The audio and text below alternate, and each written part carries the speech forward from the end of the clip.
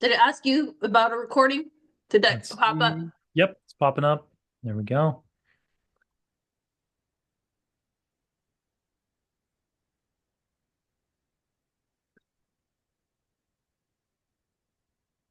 So, Uh, Hunter, I'm super excited to have you on here today. So you have been an appraiser for how long? I've been an appraiser for 7 years now, so going on 7 years. So it's been a little bit. There's others that have been in the profession for longer than myself, but it's been a good ride so far. Who do you work for? So I own my own company. I was trained in Utah originally. And so the company that I'm affiliated with, the way that they structure it is you're part of the, like I still carry, even though on paper it's my own entity, like my own entity, my own company. On paper, we all still carry the same brand name. So I work for a company or I'm affiliated with a company called R1 Appraisals. They are now, I opened up the Phoenix branch a little over 5 years ago. And they now are in 4 different states. They're in Utah, in 2 different offices, Southern Utah as well as Salt Lake. They're in Las Vegas, Nevada, covering lots of parts of Nevada. And then Boise, Idaho opened just a few months back. Actually, it's been over a year ago now. And then we have the Phoenix branch. So R1 Appraisals is the company that I'm with. And but yeah. Now I know there's different levels to being an appraiser. Which level are you at, and how many different levels are there? Yeah, so in appraising, there's 4 different levels. If you're talking about just traditional fee appraisers, so you've got at the bottom you have your trainee's license, and so kind of to give a little bit of context of what that process looks like, is to become a trainee, you have to have a mentor. You have to have somebody who's willing to train you. You got to take some classes. I think it's 75 hours or so of online courses, pass a couple tests, and then you can get your trainee's license. From there, you have to work underneath another appraiser who is at least a certified residential appraiser, if not a commercial appraiser. So, kind of moving up the ladder, you got your trainees license, you have a licensed appraiser, and then you have a certified residential appraiser, which is what I am, right? Which means I can do anything that's residential, 1 to 4 units. Doesn't matter if it's $20 million or, $100,000. So regardless of complexity. And then the final level, the next level up is where you actually transition from a residential appraiser into commercial. And that's called a commercial general. And they can do everything, right? So me, I can do everything residential. Once you go 1 tier above that, though, you can do commercial and anything residential. So those are the license levels, and that's what I am. Yeah, so today I really want to predominantly talk about appraising DSCR loans. Okay. I know most appraisers view them more like a conventional loan. Is that correct? Yes, yeah, that'd fall under, yep, a conventional loan most of the time. Okay. And so tell me, when you get an appraisal order, what is the first step is to send out a quote for how much you're gonna charge on it? And how do you Yeah. decide how much you're gonna charge on that property?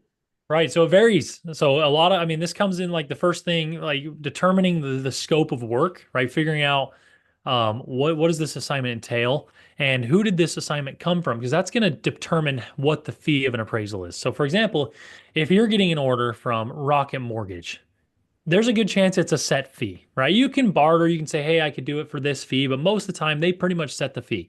So if you're doing anything lender work, it's going to go lender to lender.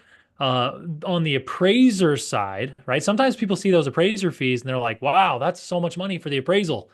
What they don't realize is a good chunk of that usually is taken up by the middleman, somebody called an appraisal management company. So typical appraisal fee for Phoenix is around $400. I've done appraisals for as low as 325, and I've done appraisals for as high as $1,400, right? So just depending on complexity, et cetera. So the lender, if it's a client like a lender, they're usually going to set the price. If it's private, you set the price, right? If you're doing anything for probate, anything for pre-listings, any of that type of stuff, you're going to quote it. And I usually quote it pretty competitively to what I would charge for a lender. You can, like I said, you can barter if it's a complex assignment. I've had lenders send over multi-million dollar houses and they want to pay you $300 and you're going to spend, 20 hours plus on that assignment. And you can come back and say, hey, I can't do it for that, but I could do it for this. But that's kind of the process. The fees, As far as establishing them, it's like anything, right? The market is willing to pay a certain amount. Usually it's anywhere from $300 to $600 to the appraiser. But a lot of times the consumer is going to be charged $700, $800, and $200 to $300. Sometimes as low as $100 will go to that middleman, the AMC, who is the person who is the buffer between the lender and the appraiser. And a lot of people think that after 2008, you have to have an AMC involved, which actually isn't entirely true. There are lenders, if lenders go create their own direct panel, they can send orders directly to appraisers. And in doing so, they often can reduce the price that they're charging their borrowers, as well as paying the appraiser more. So normally you can save the borrower $100 and pay the appraiser $100 more and still be cheaper, and everyone's more happy. When my direct client panels, the panels that are just direct, I love doing stuff for them because like I said, the fees are better, it's direct, it's simpler, the communication is way quicker. But yeah, so sorry, got a little long-winded on that answer, but it's kind of it's not a real just like this is the fee based on Mhm. this. But the fees definitely go up on complexity. If you have unique properties, multi-million dollar properties, you're going to charge more for those because you're going to spend a lot more time developing a credible result. Yeah, because I have a couple of my DSCR lenders that allow me to create a panel, but majority of them will only accept an appraisal if it was done through a third party AMC. See. Yeah, yeah, pretty common. Yeah. So, okay, you get the quote, you accept the assignment, you schedule the appointment with the client, you head out to the property. Tell me the typical process once you get to the property. Yeah, yeah, exactly. You've determined the scope of work, right? So once you've gotten the assignment, you determine, hey, is it for a lender? Is it for private? Who's it for? What's the intended use of the report? Are you doing this for an estate? Are you doing this for a loan, right? Is this a refinance, is it a purchase? Once you've determined that, those factors are important, so you understand, hey, what length, how much data do I need to gather? So yes, so you start gathering some property data. A lot of that's going to be online. You're going to go to county websites. You're going to start looking up county information, plat map information, zoning, flood maps, all that type of stuff. Once you actually go to the property, which you just described, a majority of appraisal assignments, you're going to go do an inspection. You're going to go see the property. You don't have to. There's desktop appraisals where you never leave your office and you basically are relying on the information you can find online. But most of the time, you're going to go out to a property and you're actually going to physically collect data. So you get there, you're going to start by taking photos. You take photos of the entire exterior. You're going to start by measuring the property. I've been asked way too many times, why do you have to measure the property? It's already on county. Or why do you have to measure the property? The last appraiser who came here 5 years ago measured it. Well, the answer to the appraiser 5 years ago, I don't know that guy. There's not some, place where all appraisers who ever measure a property put it and say, oh yeah, you can go, I measured that property, go check it out. In addition, it's my license on that value, and a huge part of determining value is determining the square footage of the home. So I measure every single property with a laser.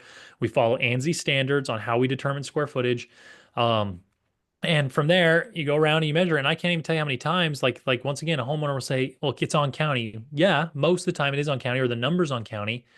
And there are so many times where somebody will find themselves in trouble because they thought a house was 1,500 square feet and it was actually 1,100 square feet because the garage was being counted on county as an addition. And an 1,100 square foot home sells for different than a 1,500 square foot home, right? And so that I've seen that happen, and I've seen the opposite also be true, where somebody thought their home was 2,000 square feet and it's actually 2,800, right? So now they priced it as a 2,000 square foot home. And now my appraisal is coming in quite a bit higher than they're under contract for, simply because they did not have the correct square footage, the correct GLA, as we would say in appraising, the gross living area. Mhm. So yeah, you're taking photos, you're taking pictures, you're seeing, what's the condition of the home? Has the home been upgraded? You're not doing a lot of times too. I mean, as an appraiser, you're there between 30 minutes to an hour maximum, typically on a typical home.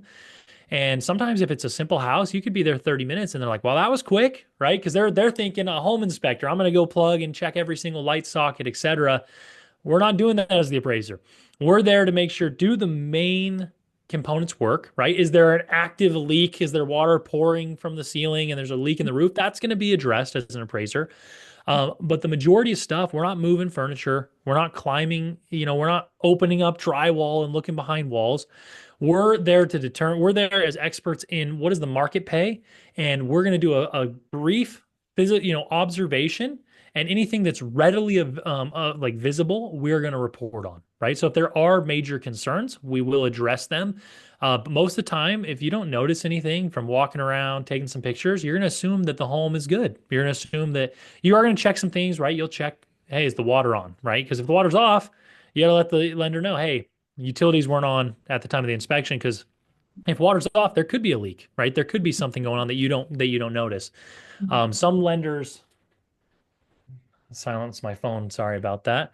Um, Sometimes clients are anyway. I actually this is kind of funny. I'm an appraiser, but I have one of my properties being appraised right now. Like the appraiser is at the property doing the inspection, doing exactly what we're talking about, and it's a multi-unit property. So Ah. I'm like extra like on top of it. Like I'm okay. He's got to get into as a residential appraiser, you have to see every single unit. And so this is a 4-unit property. And so, and I rent to students predominantly in this property. And so there's 12 leases. I lease by the bedroom. And so I've had to Mm. coordinate with all 12 people, plus the guy there meeting the appraiser, plus the appraiser, and trying to make sure everybody's on the same page so the appraiser can be there, get in, do his thing, take his pictures, grab his measurements, and do what he needs to do in one trip. So he doesn't have to come back and I get charged a trip fee, et cetera. So I was just making sure that wasn't him and it Mhm. wasn't, so we're good. So kind of a timely interview that I now get to be the one on the source of the anxiety. What's the appraisal going to come in at? Is it going to appraise for the contract price? As the appraiser even get to experience that, the unknowns, the fears, and we'll talk about some more of that. So what I just described is what you're going to do. An appraiser is going to do at the property. We're going to gather all that data. We're going to confirm square footage. We're going to, take note. Has this house been upgraded? Is it tile showers or is it, cultured marble or is it, a fiberglass insert? What's going on here? Because all those things are going to be utilized to go back and compare it against competing properties in the area and determine what is the most likely price that this house would sell for, right? If you're doing a standard appraisal determining fair market value, that's what you're doing. What's the most likely price that this would sell for, without any undue duress, right? Nobody's, facing any, foreclosure or any extra motivations. They have to move tomorrow because they just got transferred out of state. That's what we're trying to determine. Okay. How important is it for the borrower to provide you with a list of improvements and costs and possibly some comparable properties that they think you could possibly use? Yeah, you're gonna get in this situation a list of upgrades. I don't think you'll have any issues with. Um, I I appreciate it, right? The more information, good information leads to good inspiration, if you will, right? If you have the more data I can collect and gather about the property, the better job I can do in articulating in a report. Because ultimately, I'm going to come up with an opinion of value, but that report is then sent to a lender or specifically and the underwriter. And I know Liz, you have a lot of experience in that department specifically. It's one thing, it's got to go through me, but it's also got to get checked off by the underwriter who says, yes, the appraiser did what they were supposed to do. It appears that this would be a credible opinion of value. Mhm. Um, and so, anyway, that was a great question. So it's you're going into the property, but how are you determining if the roof needs to be replaced, or do you even look at that? Or are you just looking at the roof from the ground, the Yeah, HVAC, the foundation? How in depth are you going into this? The plumbing, the electrical, the yeah. MEPs. Yeah, great question. And so we'll circle back. So we talked about the upgrades being provided. That's great.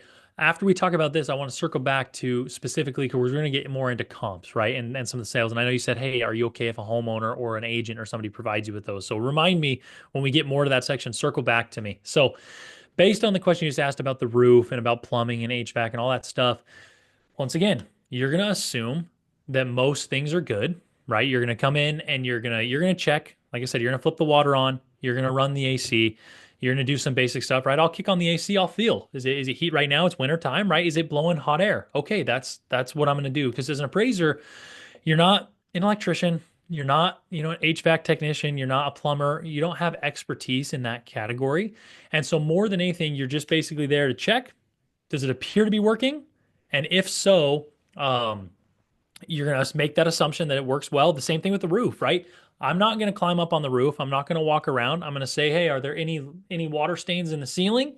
I'm going to look from the ground, and a lot of times you can see the roof, right? If it's asphalt, hey, are there tiles falling off? Or like shingles falling off. If it's a tile roof, I've seen where shingles have fallen off. And yeah, in that situation, I would say, hey, you do one of two things as the appraiser. You either call it out and say, hey, a professional needs to go look at this. It looks like the tiles are all over the place, right? It looks like half the tiles have been peeled up by this last windstorm or the microburst.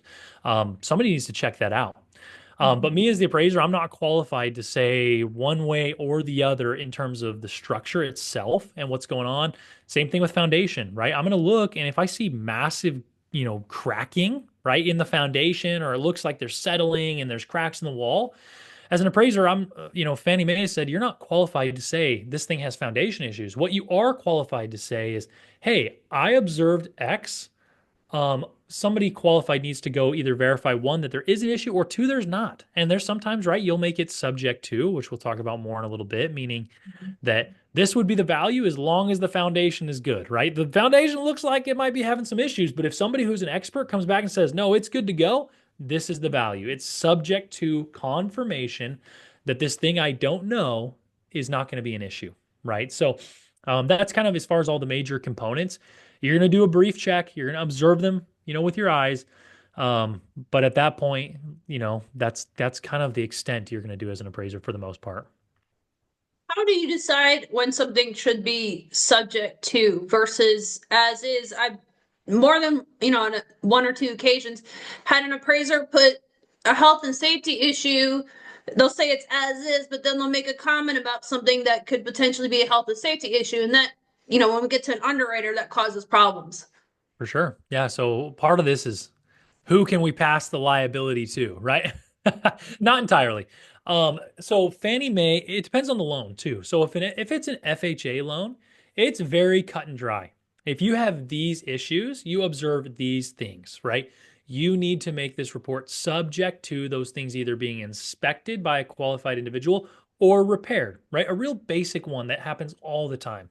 If you have a house that's built pre-1978, there's a high likelihood it was used that lead paint was used. So FHA requires that if you're the appraiser doing an appraisal for an FHA loan and you observe peeling, chipping, defective paint that's falling off the structure, that's exposing the subsurface, that has to be made subject to repair, right? So the appraiser then goes, hey, here's the value, but these things need to be done per FHA guidelines to meet FHA minimum HUD requirements, Handbook 4000.1, right? A bunch of fancy things to just say, hey, these things were observed and they have to be taken care of for FHA to, go through with this. And they require part of that on the appraisal side. As far as on the conventional side, once again, you're going to follow Fannie Mae selling guides. And so, yes, if you see anything that you believe is going to be potentially hazardous to a homeowner or somebody on the property, at the end of the day, the lender is looking to protect that investment, right? So you're not wanting lawsuits to go on. We're not wanting major injuries or things to happen. And so as the appraiser, you're going to call out things that appear to could be a potential health and safety concern. And appraisers and underwriters will go back and forth on that. I'll say, hey, there's a cracked window. It's not broken. There's just a small crack. This is conventional. I see it as cosmetic. I don't see a potential hazard here. And the underwriter might come back and say, hey, I think this needs to be fixed. And it kind of varies from time, from property to property and situation to situation. Okay. Do you verify permits? No. So you sometimes I'll have them provided to me, right? Somebody say, hey, we did this addition, here's the permits.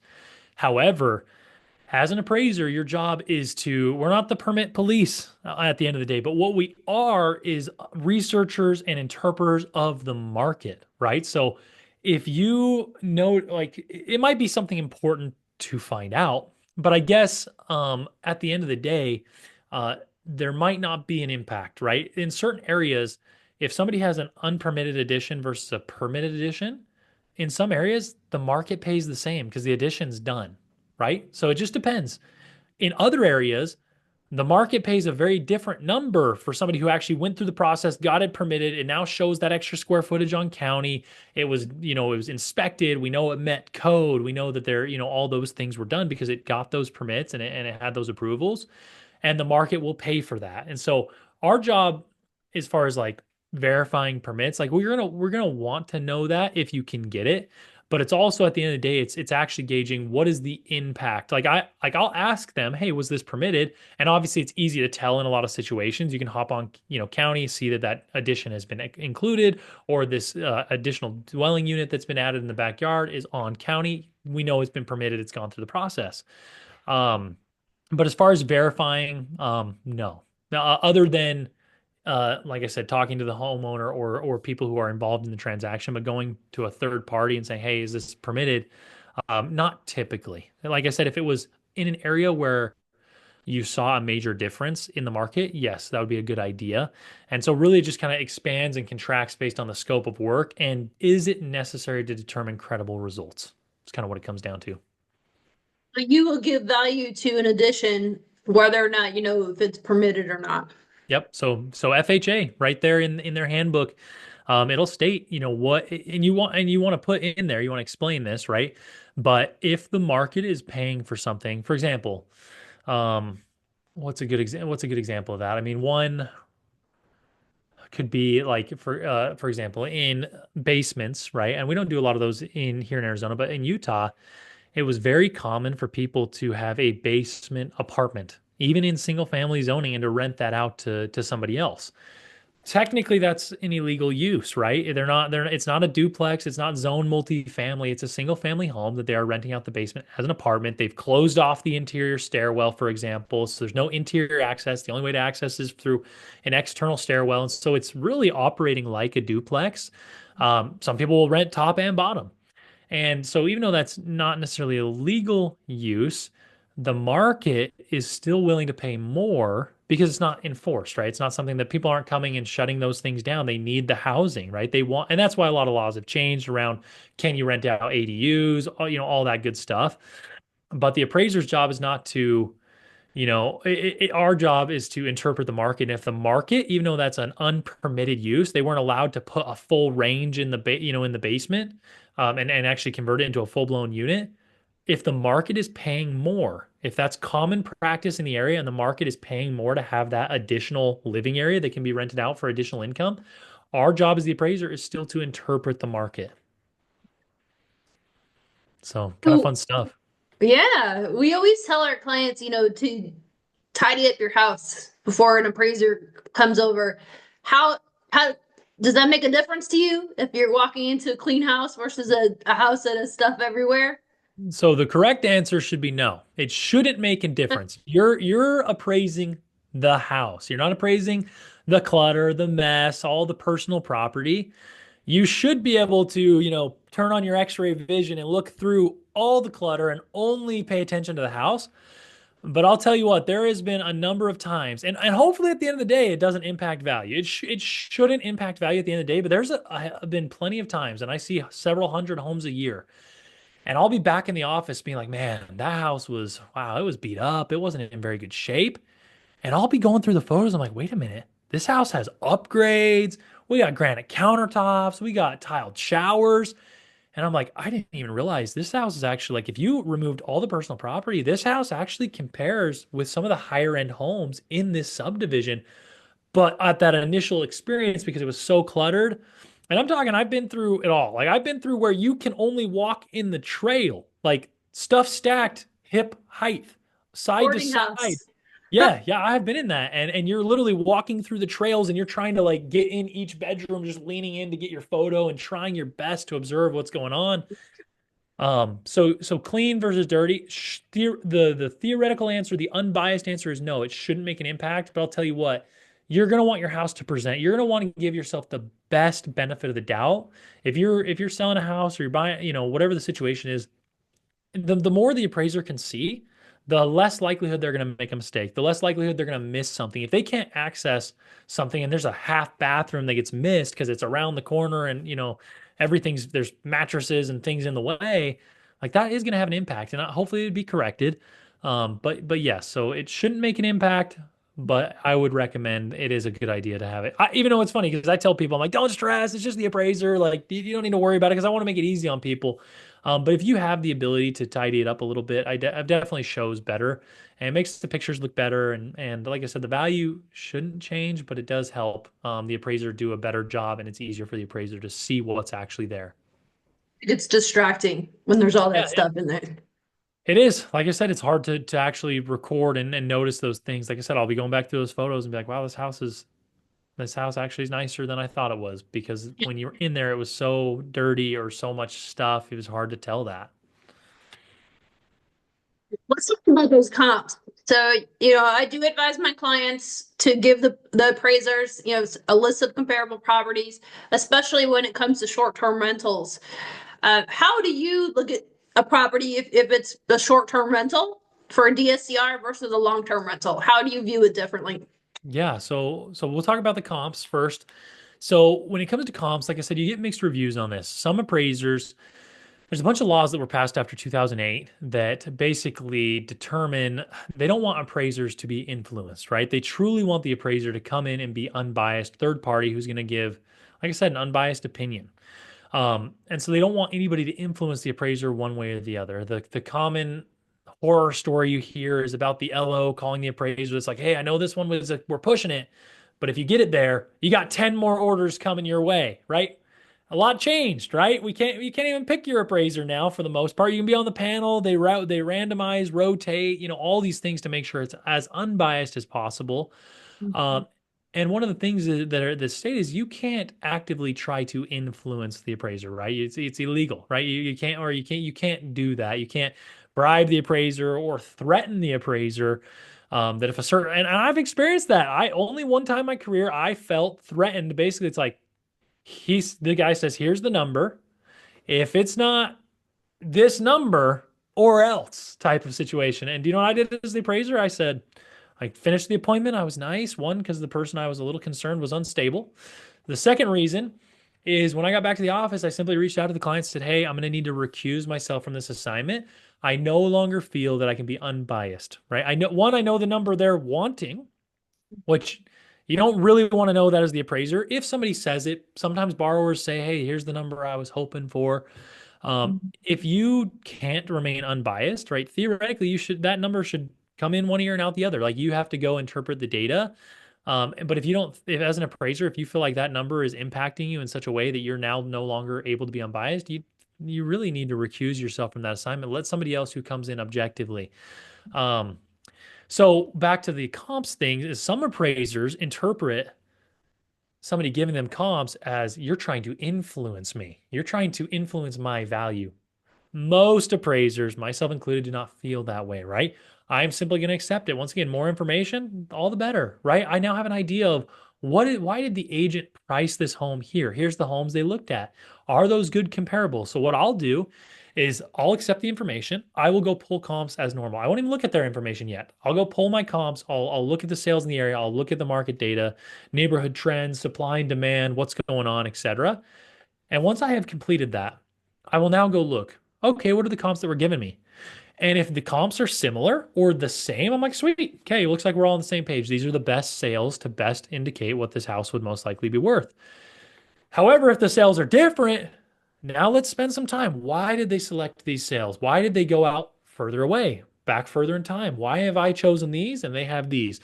And we Mhm. start to look at some different things. Oh my goodness, here's a sale that was mislabeled on the MLS. It was labeled multifamily, so I missed it, but they had it right here. It's a good sale. Let's include that in the data set now. Mhm. Or, we look and it's like, wow, we got three model matches within two streets. I've pulled them. They've ignored them because they don't support the number they want. Now it's like, okay, this is the better data. I got to stick with the better data. We might have a problem here. But once again, I take the information, I review all the information, and I think it helps everybody just be more on the same page. And it takes some of the um, like sometimes people don't know what they can say to appraisers, talk to appraisers, and I think that needs to go away. Some of the obscurity in the appraiser profession needs to go away so people feel comfortable. It's not just like some random number that gets drawn out of a hat, right? Mhm. We want, and so the more transparent we can be, and the more we can help people understand why appraisers do the things they do and how they do them, I think is all beneficial. So, um, that's my Understand thought. that. I have so many times gotten an appraisal back that comes in low. We order a second appraisal, comes in higher. And sometimes it's a $50,000 difference in the same time frame. I don't get it. Yeah. I don't know if I'll ever understand appraisers, but I truly appreciate you being here today. And the reconsideration of value before we talk about short-term rentals. So I know we have one shot to go back to an appraiser and basically say, you know what, hey, can you look at these comps and reconsider the value that you have put down here? Many times, it's not very often an appraiser is going to change their value when they get a reconsideration back. So I mean, I guess we are allowed to provide the comps because we're able to provide Yeah. that reconsideration of value. How do you feel about reconsideration of values? Yeah, this is a great question. I actually consulted on this topic, not on the assignment itself, but I had an agent reach out to me and said, "Hey, I would really love to pay you to help me understand how do you actually submit a quality success, not necessarily successful, because at the end of the day, that appraiser is going to have to make a decision, right?" Um, but I was paid to consult on what are the things you look for, how do you present the data, because I'll tell you what, if somebody sends me over reconsideration of value and they send me 4 sales and all 4 sales are already in the report, that's a waste of everyone's time, right? That's a waste of my time. And I have had that happen more than you can imagine. And I just look at that and I say, did you not look at the report? Like those are the same comps that were used in the report. Now, if you have a differing opinion on how they maybe should have adjusted, maybe you thought the pool adjustment should have been here and you have some data, let's talk about that. But if I get a reconsideration of value and they're like, evaluate these 4 comps, consider these, and I've already considered all 4 of them, or all 4 of them are already in the report, it's like, what am I supposed to say back to that? Hey, those 4 comps are in the report. Sorry, like you haven't presented any new information. There's nothing to change here. So really understanding what goes on in a reconsideration of value, what the appraiser is going to do, what they're going to look at is really important. So for those who don't know what a reconsideration value is, it's when say there's a contract or it doesn't even have to be a contract, it'd be a refinance, but ultimately the borrower does not agree with the value that's produced by the appraiser. And so in that situation, they have the ability to say, "Hey, I think these things were missed. I think these things were overlooked," right?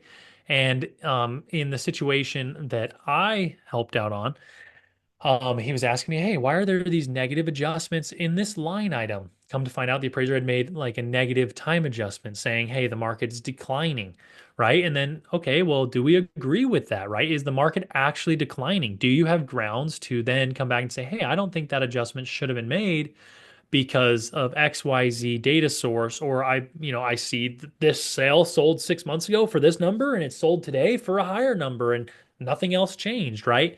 And so really understanding and that is why it is also difficult for a homeowner because even this agent I was talking to, he does a lot of volume, sells a lot of houses. He doesn't know how to read an appraisal. He knows how to look and find the number, but he doesn't know how did the appraiser get to that number. Where even is the reconciliation? Because every appraiser is going to put it on a different page. I'm going to put it on this page, and somebody else is going to put it on this page, and that is tough. That will change. For those who don't know, the appraisal forms that have been used for the last 20 years are changing, and so I think it's rolling out this year. It's going to be a hard cutoff end of 2026 where the full transition will happen. I believe in that process it's going to get a lot easier for everybody to read appraisals, to understand why appraisers are doing the things they're doing and how those values are being determined. And so, as far as reconsideration value, if somebody ever sends me something that is legitimate, which has happened one time where they came back and there was grounds to change the value, you're not, everyone's concerned about as an appraiser, I don't want to change my value. If new information that gets presented, like the situation I described, where there was a sale that got missed for one reason or the other, that actually supports a higher opinion of value and actually, shows a better indication of what the market would be for the subject property you're appraising, I have no issue changing that value and simply explaining, hey, new data was presented, blah, blah, blah, blah, blah. Here's the new opinion of value. It's rare that that happens because a lot of appraisers, maybe want to dig their heels in, or I think a good chunk of it is just the communication isn't there. Borrower's thinking one thing, appraiser is not getting what they're saying. Like I said, 4 sales are sent over, no explanation, and appraiser saying, well, those have already been, even if they weren't using the report, this one wasn't used because it's 3 miles away. This one wasn't used because it's 2 years old. This one wasn't used because of that. All right, those comps were already evaluated as part of the original appraisal process. No changes warranted. No information, new information has been presented, etc. But if good new information is presented, there shouldn't be an issue with changing the value.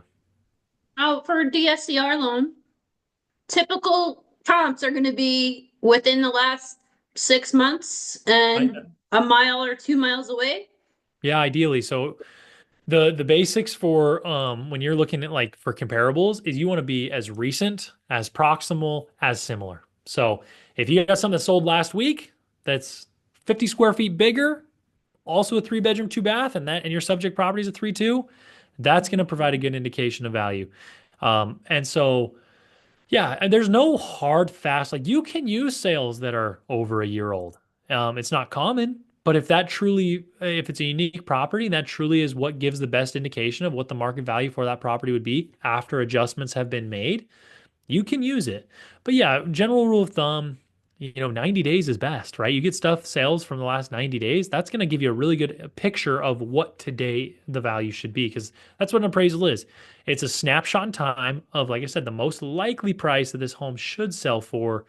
Like I said, all those other market factors, no undue duress, etc. So, and then most proximate, right? If you can use sales that are all within a tenth of a mile, great. But those things don't happen very often. So most of the time, you're within a mile going back 6 months. It's pretty Okay. common for the Phoenix area. There's usually enough data, enough sales in that. Like I said, that's a big generality, but most of the time in that situation, you're going to have enough data to be able to determine a credible opinion of value. Do you have like a booklet that says these are what you use for adjustments to know how to adjust a property? Or is that Uh, just kind of up to the appraiser? Yeah, so there's not necessarily a book lit per se, right? You can look at, there's sources, you can go look at trends. Hey, most appraisers adjust a pool in this area at X. However, you're really supposed to derive and support a credible adjustment on each assignment, right? Because different areas, a pool adjustment is going to vary based on price point, location. Certain parts of the valley really care about pools. And if you don't have a pool, we're talking $100,000 difference. Other parts of the valley, it's like you can barely tell a difference in a house with a pool and not a pool. And if it's a difference, maybe it's 10 grand, maybe it's 15. And so really it's going to be a property and appraisal by appraisal process to determine those adjustments. A lot of times there are similarities, right? You might see that, for example, a good question I get asked all the time is, well, I've got a 1,400 square foot home and I got a 1,500 square foot home. Well, the price per square foot in this area is $200 a square foot, right? So in theory, a 1,400 square foot home should sell for, what's the math on that? $200 a square foot times 100 square feet is 20 grand, right? So they're like, oh, my house should be worth 20 grand more. Can imagine everything's equal. In reality, that's not typically the case. If the utility is the same, it's a 3 bedroom, 2 bath, exactly the same finishes, the market's not necessarily willing to pay an extra $200 a square foot. It can, but not typically. They might be willing to pay, 75 bucks, 80 bucks, $100 a square foot to have an extra 100 square feet because like it really didn't do a whole lot. Made one of the bedrooms a little bigger, living room's got a little more space, but I don't know that I want to pay 20 grand more for that, but I might pay 5 grand. I might pay 10 grand more. And the appraiser's job is to study the market and determine those things. What is the market paying for this additional square footage?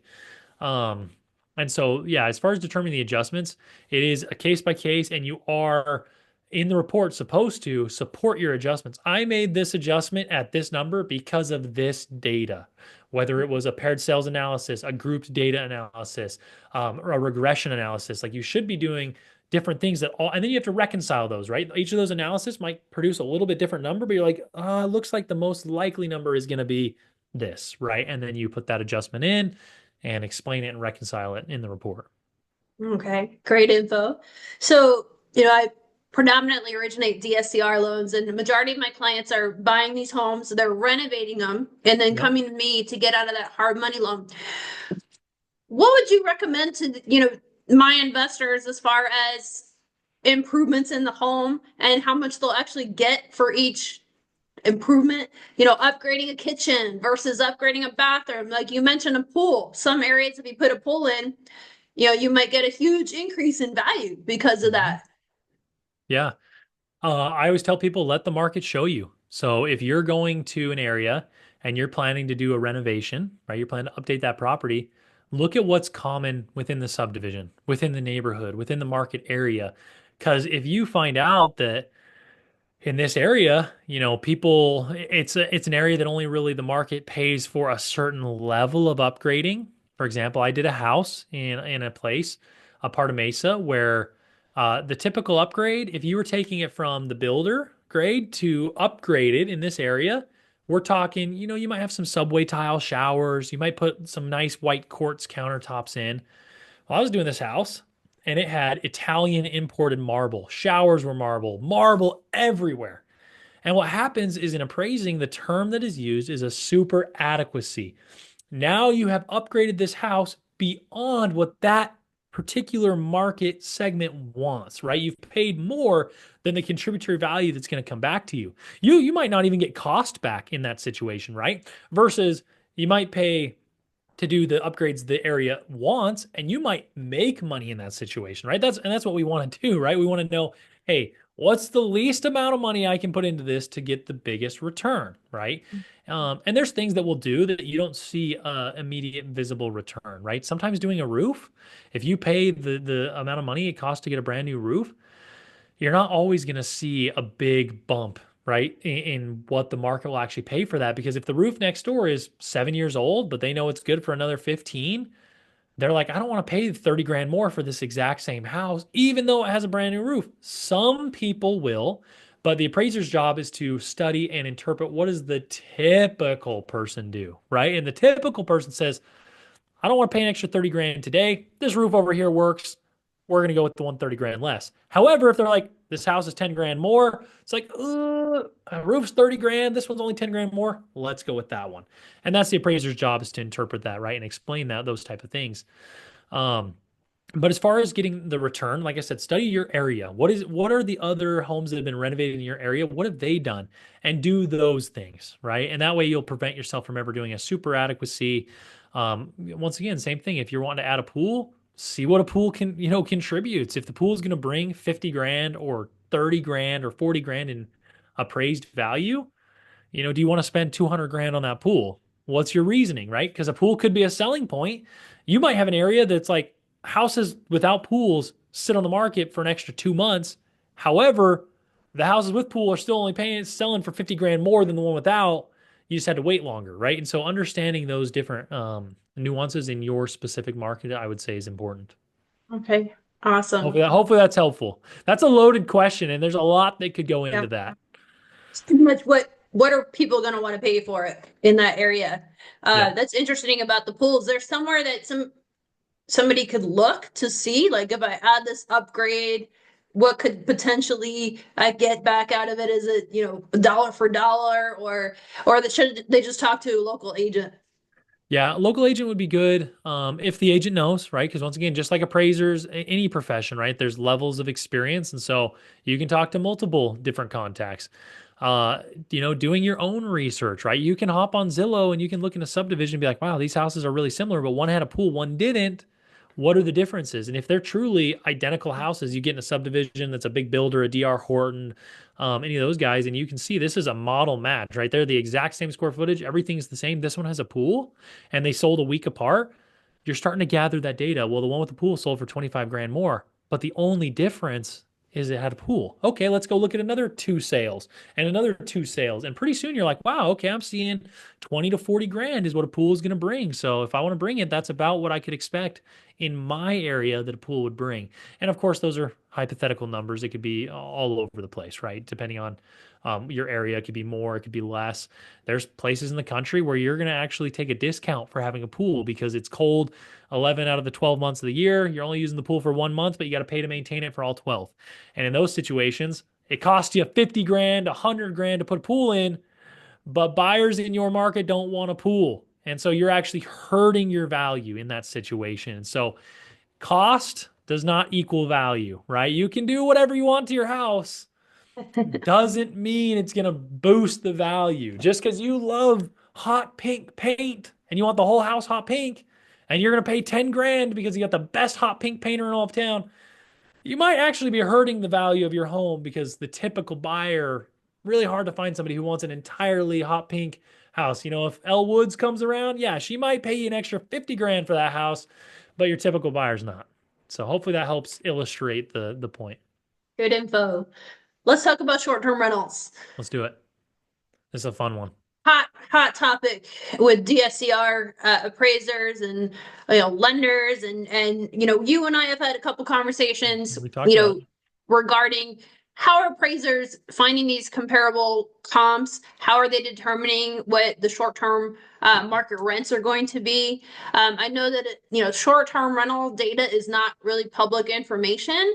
So if you Mhm. can walk me through that process, and has anything changed? Because we talked about how the 1007 Fannie Mae market rent analysis form, which we use right now for long-term rentals or short-term rentals, was built for long-term rentals. So Yeah. you mentioned, a new appraisal form coming out. I'd like to hear a little more about that after this. But have they come up with anything in regards to the 1007 and short-term rentals and market rents? Yeah, I'll tell you what my experience, and it's probably limited, right? Because it is a new and ever evolving topic. And I want to hear real quick. So from your experience, what have you seen on the appraisals that for short-term rentals? What are you seeing? What's been your experience so we can kind of set the stage a little bit from the appraisals you're getting? What are you seeing appraisers doing? Oh gosh, I've had a lot of problems. So I have certain AMCs that have difficulty getting appraisers to do short-term rentals. And then I have other AMCs that say they could do them. But then when they reach out, they're having problems also. They tell me that it's the area, and certain appraisers are getting fined and slapped, on their license, are getting fined, and so they're afraid to do short-term rentals. There's a lot of appraisers out there who flat out say they won't even appraise a short-term rental. Right. And currently I fall in that category, and I'll tell you why. It doesn't mean it's right, doesn't mean it's wrong. It just means that for me right now, there's so much changing regulation. It's not cut and dry. It's not clear. And with appraisers, right, your livelihood is based on your license. And so anything that jeopardizes your license for me is a concern, right? For other appraisers, they don't, if they're like, hey, I don't think it's that big a deal. I can handle it. I feel like I can, produce credible results. I know appraisers that do short-term rental analysis. And the way that they do that is they usually get, an average occupancy, an average nightly rate, kind of work those things together, produce an analysis. The other great debate is whether a residential appraiser or a commercial appraiser should be doing that report. Most residential appraisers, the majority of your assignments are going to be based on you're going to be doing the sales comparison approach. You can do the cost approach, you can do the income approach, but the most of your value is going to be based on finding similar sales, making adjustments, determining what the market would pay, right? When you get in the commercial realm, uh, you are way more involved in the cash flow world, right? You're involved in what is the rents, what are the leases in this commercial property, what is that worth? It's a 10-year lease, it's a triple net. You're getting into that world. And so there's a school of thought that think, hey, yeah, if we're going to be doing short-term rental analysis, it really needs to be done by a commercial general who has specific expertise and training in actually understanding those type of things and can do a competent job. Because really, to follow USPAP, there's a rule in there called the competency rule. And that's another reason why I have chosen at this point in my career, until I gain more competency, where I'm like, yeah, I know how to do this the right way. According to USPAP, you should not accept an assignment that you're not competent to do unless you disclose to the client, hey, I'm not competent in this. However, I have resources. I have these other appraisers who do these regularly, or I have this way to become competent in that assignment. Once you then become competent, you can accept those type of assignments and move forward.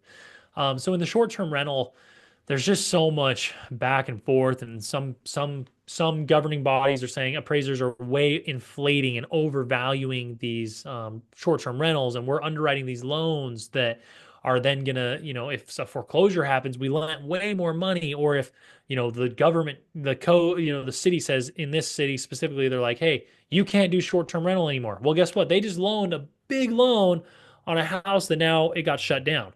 However, there's areas like where I was trained in St. George, Utah. where a long time ago they immediately saw the trend of it's always been a pretty big destination area. It's near Zion's National Park. Zion's National Park has, I don't remember if it's 7 or 8 million people that come every year, just that park. And St. George is a big place, a little over 100,000 people. And so they saw this trend coming, and they have designated zones that were the only use in those areas is short-term nightly rental, single family. People don't live there. It's the only purposes for that. And so um, in situations like that, where it's like, it's going to be there moving forward, it's not as risky, if you will, in my opinion, to do some type of analysis like that. Back to the 1007, 1007 really isn't the place to do a short-term rental. That should only be, it's meant for the long term. So appraisers that are doing short-term rentals that I know, they're doing it more narrative format, and just explaining where and how they are coming up with the data or their estimated rents. So it's a hot topic. I just wish that like Fannie and Freddie, somebody would come out, the AQB, because that's the Appraisal Qualifications Board. I wish somebody would come out and say, hey, look, appraisers, you can do short-term rentals. If you're a certified residential guy, you are qualified. Take this course. This is how we as Fannie Mae and Freddie Mac, this is how we want it handled, right? And I guess Fannie and Freddie aren't even necessarily the best examples because a lot of these aren't going to be so. I mean, tell me your experience. DSCR, is everybody being sold to the GSC, the government sponsored enterprises? No, there's lots of different people who are buying up those loans, whether they're being packaged and sold on the stock market or, there's lots of different places those are going. So someone somewhere needs to come together and just say, yes, this has been around for long enough.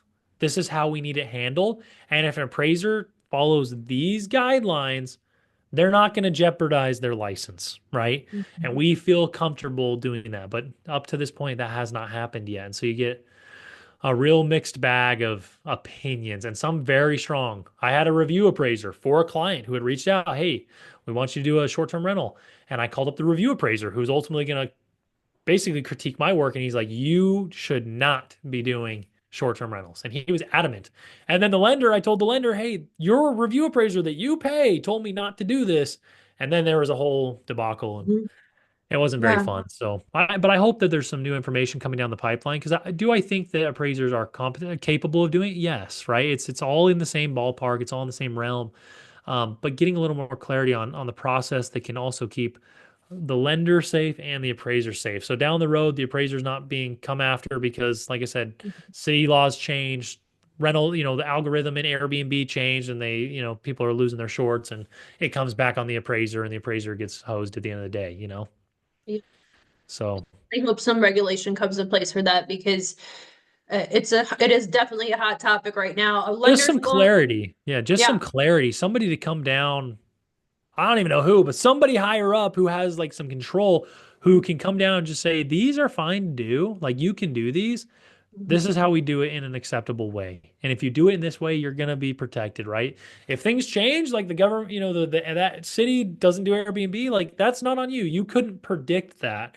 Or maybe they're like, we don't allow it unless a city has implicitly said, we're going to allow this in this area. I don't know what that needs to be, but something to just help regulate it and just get a little bit more protection for both parties, if that makes sense. Because those loans are happening and they're trying to get done, and there's a big market for it. So I think that it Mhm. should be able to be done, but just there needs to be something sooner rather. I don't know what's taking so long because this is not a new issue at all. Right.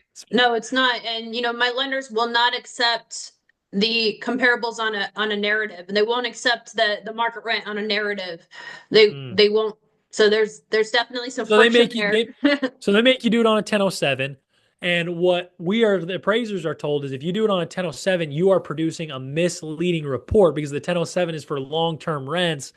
And so it's a whole thing. I wish I had better information on that. I know So you'll be reaching out to me if you ever hear any changes on that. oh, And a 100%. I'm eager for some changes to happen because I'm happy to, provide that service if I felt like I could do it in a way that wasn't like I said, misleading, because that's really what it comes down to as an appraiser.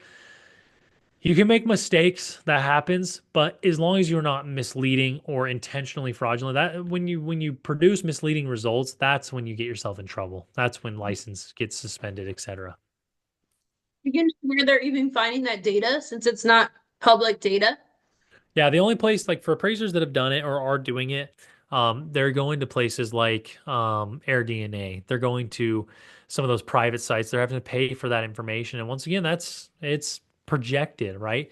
I've also seen where they use a track record, like the past 3 years of rental history. But there's not a public, it's not like public data for sales and what we do everything else in our industry. You got to go to private sources to figure that information out. Typically, are appraisers charging more to do a short-term rental appraisal in your, do you know?